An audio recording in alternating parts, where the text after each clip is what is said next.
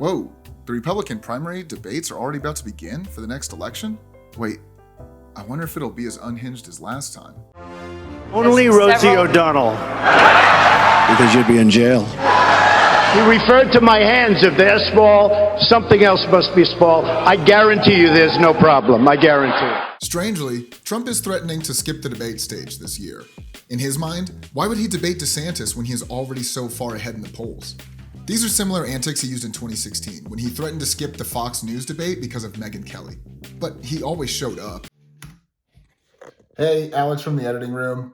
This is awkward. Trump did announce just today that he's going to be skipping the first debate. It's likely that he will show up to the next debate in Atlanta, so we'll just have to see.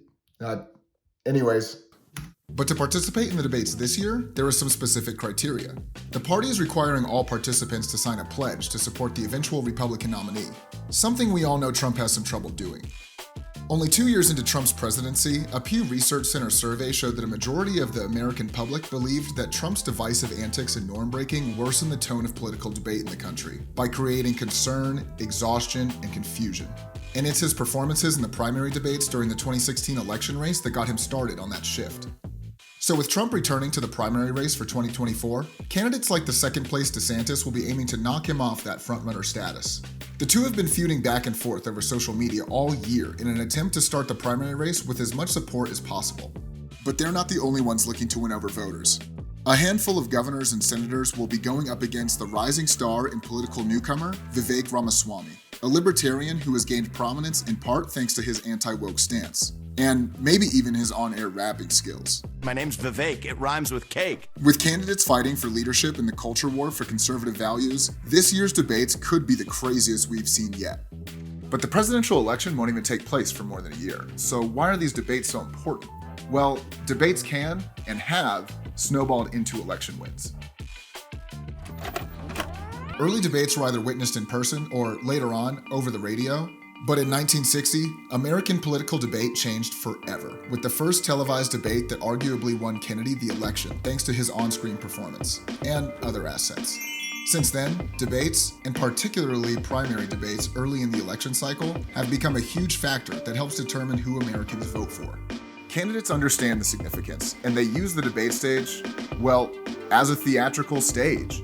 But in the 2016 election, this performative undertone was taken to a whole new level. After announcing his candidacy in 2015, Trump rejected the politeness expected from politicians and embraced a brash, offensive persona, receiving tons of attention from many Americans who fell in love with this unapologetic, anti-establishment candidate.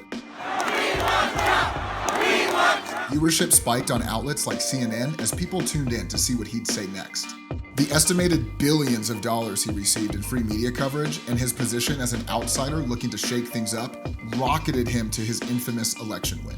For these upcoming debates, we could see a similar approach from either Trump or any of the other candidates on the stage. And it's these early debates that will matter the most in deciding who could win the nomination. Nominee hopefuls can stand out from the large field of candidates by doing something attention-worthy that they know the news will cover. For instance, DeSantis will be looking to settle his feud with Trump to claim first place, while Ramaswamy will want to solidify his surging approval numbers and legitimize himself as an outsider candidate. These two will likely try to compete with or even outdo Trump on culture war-related issues to pull voters over to their side. Less extreme candidates like Christie, Scott, and Haley will be looking to attract support from more moderate voters by contrasting themselves against the more divisive figures holding on to the top spots. Not only that, but this year's string of historic indictments will give the other candidates points to attack Trump with, while the former president may try to use the debate stage to swing public opinion and make criminal convictions more difficult. So crazy antics and wild statements can, and they probably should, be expected. But what will be the result? The candidates have pledged their support to whoever wins the nomination, but will they really be able to keep their promises after the dust has settled? Viewpoints will undoubtedly clash, as the spectrum of candidates includes a former president, possibly his former vice president, and several influential conservative politicians and figures from different sects of the Republican Party. The eventual presidential nominee, and possibly even their VP pick, will be duking it out on stage, along with all the other candidates. But they'll have to come back together next year for the party to win the presidency, and to govern the country afterwards. As election season ramps up, stay tuned with The Messenger as the story unfolds. Snap back to reality. Oh, there goes gravity. Oh, there goes gravity. Choke. He He's so mad, but he won't give up. Daddies, he won't laugh, but he knows his own bad. His own bad. He's